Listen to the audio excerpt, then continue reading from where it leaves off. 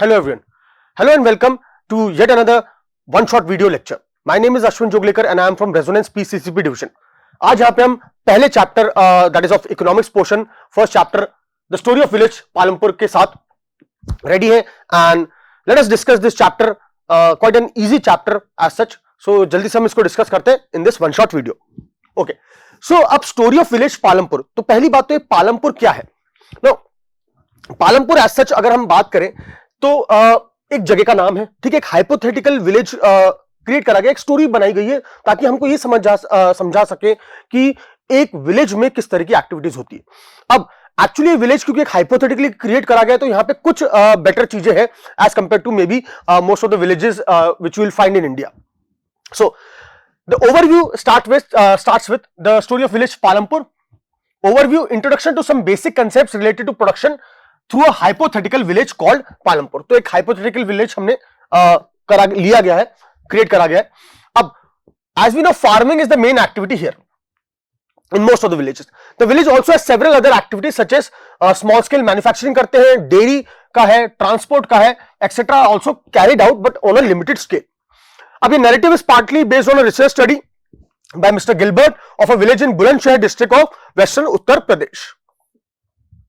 Introduction. Palampur is fairly connected. अब देखो roads भी है और ऑल वेदर रोड्स है, ऐसा जो मतलब कच्चा रोड्स नहीं है इतनी, तो प्रॉपर्ली कनेक्टेड है आसपास के बड़ी जगहों से. A well developed system of roads, transport, electricity is there in the village, irrigation facilities है, स्कूल्स है, हेल्थ सेंटर्स है. The story of Palampur takes us through the different activities और types of production activities in the village. तो village में किस किस तरह की एक्टिविटीज होती है ये हमें देखने को मिलता है. In India farming is the main production activity across villages. Alright, तो ये फर्स्ट एस्पेक्ट इसका हुआ. ओके,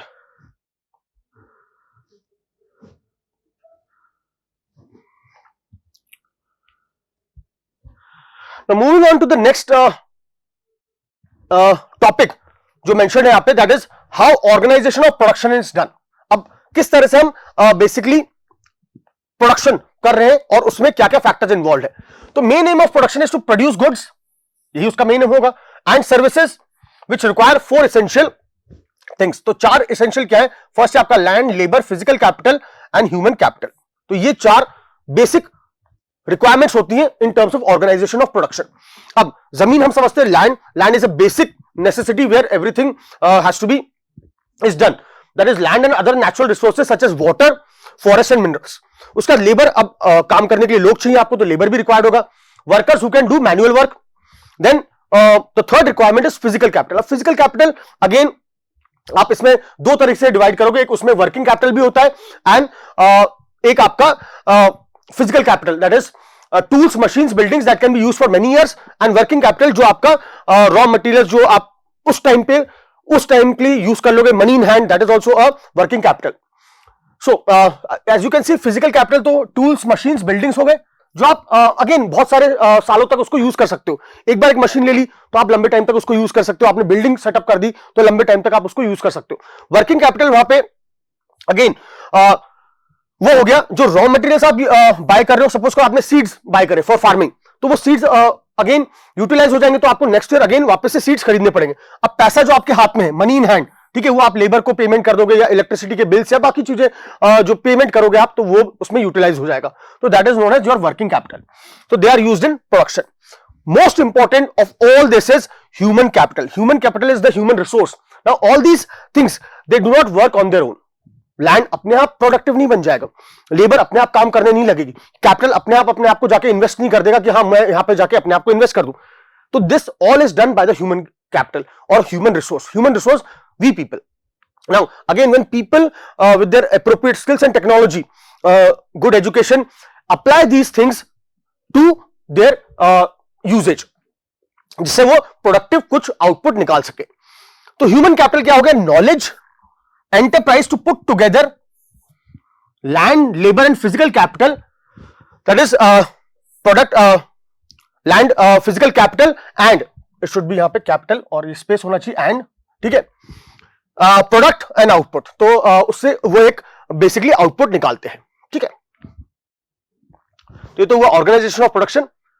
फिर अब जैसे एक एग्जांपल हो गया आपका वैरायटी ऑफ रॉ मटेरियल, ठीक है, are required while the production goes on, such as the yarn used by the weaver and clay used by the potter. Money is also essential during production and both of them in hand are called working capital, जो आपका पैसा हाथ में होता है.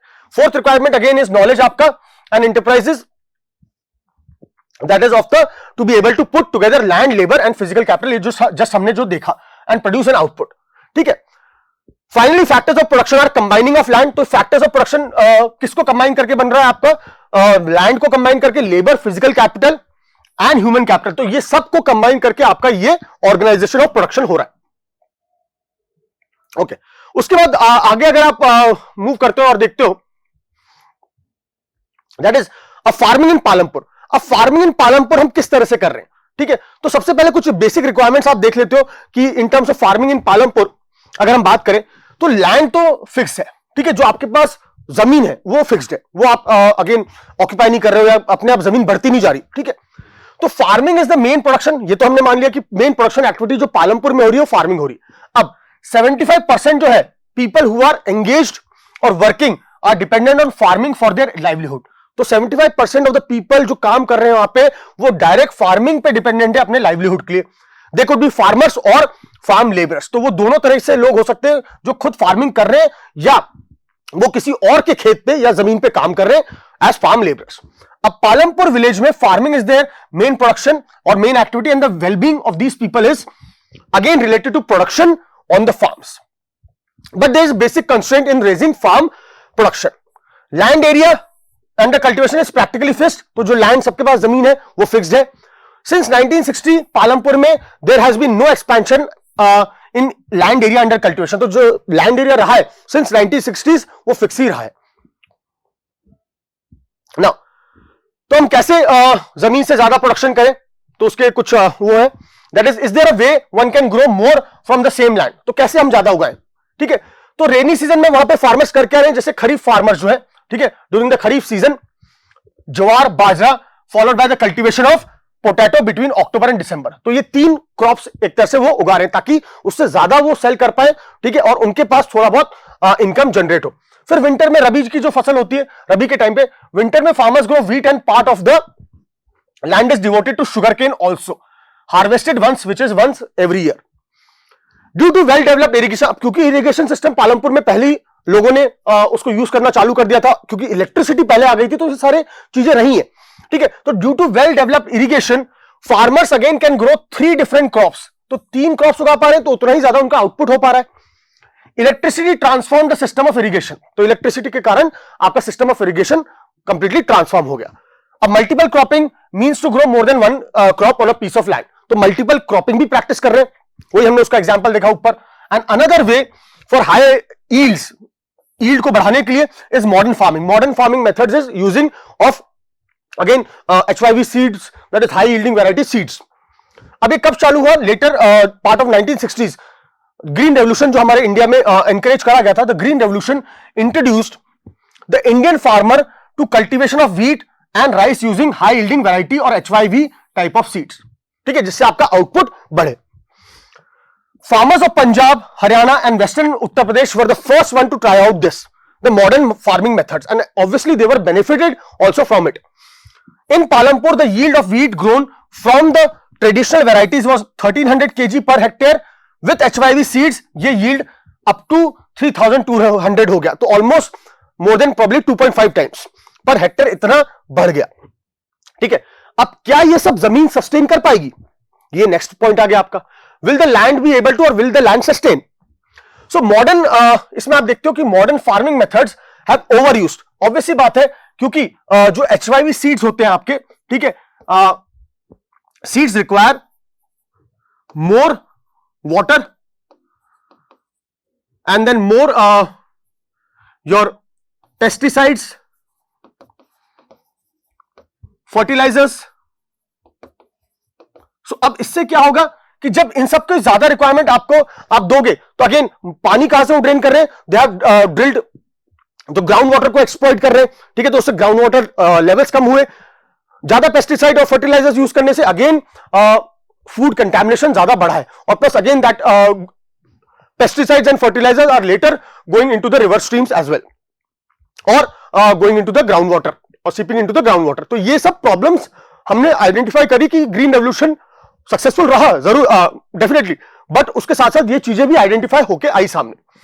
So over use the natural resource base and due to increased use of chemical fertilizers, soil lost its fertility. Natural resources like soil fertility and groundwater are destroyed and it's very difficult to restore them. तो उनको वापस से restore करना इतना आसान नहीं होता. उसके बाद नेक्स्ट पॉइंट, ये जो जमीन है किस तरह से डिस्ट्रीब्यूटेड थी पालमपुर में, ठीक है. नाउ इसका डिस्ट्रीब्यूशन कुछ इस तरह से है कि that is you can see here, जो लैंडलेस लोग हैं, ठीक है, अब समवेयर 450 फैमिलीज पालमपुर में रहती, ठीक है, जिसमें से ऑलमोस्ट 1/3 जो फैमिलीज थी, ठीक है, दे वर landless. So land is important for any kind of farming in Palampur. About 1/3 of the 450 families, 1/3 of 450 families are landless. जिनके पास कोई जमीन नहीं है, लैंडलेस है, ठीक है. Probably the Dalits have no land for cultivation. 150 families, ठीक है. 240 families cultivate small plots of land. बहुत छोटी जमीनें हैं उनके पास, and less than 2 hectares in size. अब 60 ऐसी families है of medium and large farmers who cultivate more than either 2 hectares of land या तो 2 हेक्टेयर से ज्यादा. Hectare is the unit of measurement of land, जैसे भीगा होता है, गुंठा होता है अलग अलग जगहों पे. Large farmers have land extending over 10 hectare और मोर. तो ऐसे भी कुछ लोग हैं जिनके पास 10 हेक्टेयर से भी ज्यादा की जमीन है. ऑलराइट, तो वही आपको ये table probably through this pie chart you can C landless, small land holders and medium and large holders.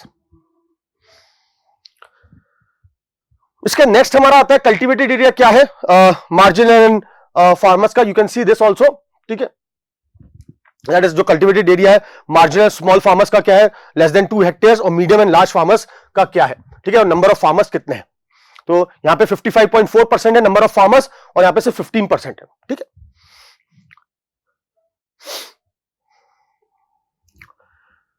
Then अब लेबर कौन प्रोवाइड करेगा, ठीक है. ऑब्वियसली बात है, तो जो बड़े बड़े लोग हैं जिनके पास 10 हेक्टेयर से ज्यादा जमीन है, ठीक है, वो तो ऑब्वियसली बात अपने खेतों पे जाके काम करेंगे नहीं, वो सिर्फ सुपरवाइज करवाएंगे, मैनेज करवाएंगे. तो अब जो लेबर है वो लोग प्रोवाइड करेंगे. जो हमने देखा, जो 150 लैंडलेस फैमिलीज थी, वहां से लेबर आएगा, क्योंकि उनके पास ऐसा और कोई काम नहीं करने के लिए.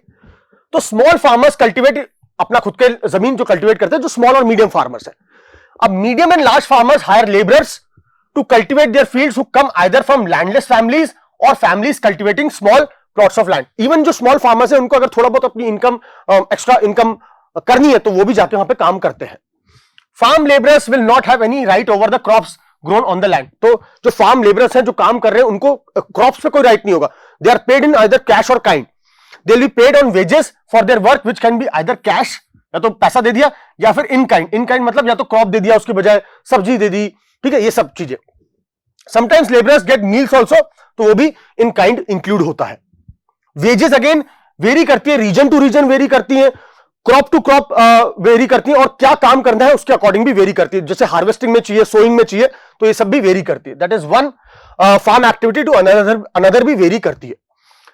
Farm labourers are employed on a daily basis, daily basis पे होते हैं. तो जब फार्मिंग में उनकी मतलब एक्टिविटी कोई एज सच नहीं है, जब उनकी रिक्वायरमेंट नहीं है, तो दे आर लेड ऑफ. और फॉर वन पर्टिकुलर सीजन, और फार्म एक्टिविटी लाइक हार्वेस्टिंग के पूरे टाइम उनको वो कर लिया, या पूरे साल के लिए. तो पूरे साल के लिए तो कम ही होते हैं. The minimum wages for a farm labour set by the government is ₹300 per day. ये मार्च 2017 के हिसाब से, ठीक है. बट जैसे इन्होंने आगे दिया, जब बट डाला गेट्स ओनली 160, क्योंकि हर स्टेट की अलग अलग हो सकती है, इसलिए. और प्लस दूसरी बात, बिकॉज एक्सप्लॉयटेशन भी होता है. There are always a middle man who do not pay them the required wages. Why? Because again people like Dala, ठीक है, they are illiterate also, so they do not know about their rights or about the ongoing the wages which the government has promised them. तो ये भी एक basically एक negative point है, जिसके कारण they have been denied their rightful share. All right. इसके बाद हम जो नेक्स्ट देख रहे हैं, कैपिटल नीडेड इन फार्मिंग. अब हमें कैपिटल कहां से मिलेगा, पैसा कहां से मिलेगा, ठीक है, जिनको फार्मिंग करनी है. अब देखो जो बड़े फार्मर्स हैं उनको तो जरूरत नहीं, क्योंकि वो इतना सरप्लस प्रोडक्शन करते हैं, मार्केट में बेचते हैं, उनको पैसा मिल जाता है।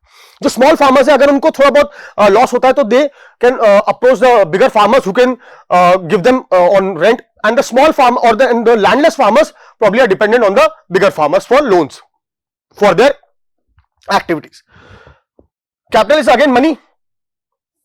Modern farming methods require a great deal of capital. तो जो मॉडर्न फार्मिंग मेथड्स है, HYB seeds, then your pesticides, fertilizers, all these require a lot of money. Irrigation आपको सेटअप करना है, ठीक है, इरिगेशन फैसिलिटीज प्रोवाइड करनी है आपके फार्म पे, देन आपको प्रॉब्ली थ्रेशर्स चाहिए होंगे, हार्वेस्टर्स चाहिए होंगे, तो ये सब इसके लिए पैसा चाहिए और खूब सारा। तो मोस्ट स्मॉल फार्मर्स तो वो बोरो करते हैं पैसा किससे? लार्ज फार्मर से और द विलेज मनी लेंडर्स और the traders who supply various inputs for cultivation. तो उनसे that whenever the crop is harvested they will pay them back, उनको तब वापस कर देंगे। The rate of interest on such loans is very high. तो ये एक सबसे बड़ी प्रॉब्लम है कि रेट ऑफ इंटरेस्ट बहुत ज्यादा होता है, हाई, ठीक है, very high. Then the medium and large farmers have their own savings. तो उनके पास खुद की सेविंग्स होती है, तो उसी से काम चला लेते हैं, ठीक है, and they are thus able to arrange for the capital required और नीडेड। तो उनके पास कैपिटल एज सच वैसे ही आ जाता है। ये कुछ एक पिक्चर में दे रखा है, different types of farming, modern farming methods which are used. You can see the farm machinery, ठीक है, which requires again diesel, canals, pump sets, electricity, dams, pesticides, fertilizers and HYB seeds. तो modern farming methods. All right. अब cell of ये क्या करते हैं, जो surplus होता है that is always being sold, ठीक है, to the other places nearby markets. क्यों? ऑब्वियस बात है, वो अपने पास क्यों रखेंगे? Surplus is for selling in the market.